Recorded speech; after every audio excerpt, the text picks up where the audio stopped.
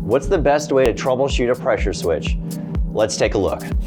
The best way to troubleshoot a pressure switch is by using a manometer. This is the only way to determine if you actually have a switch issue or if we have a vacuum issue.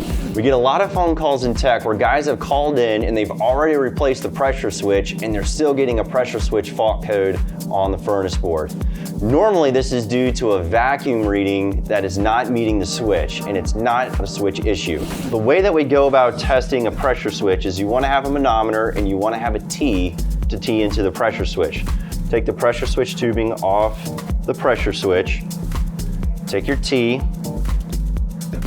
into your pressure switch tubing, and then put the other end back on your pressure switch. Now you will be able to look at the vacuum reading that is on the switch. The number that is on the label here is the pressure upon pressure fall. So this is not what it takes in order to close the switch.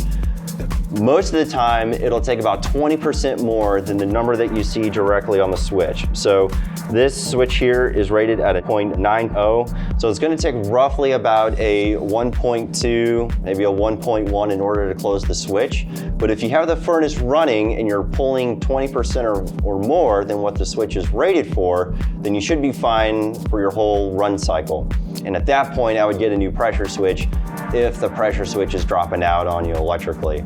So again, this is the best way and the only way to determine if you have a pressure problem. Most of the time it's not an actual switch problem and it's an actual vacuum problem.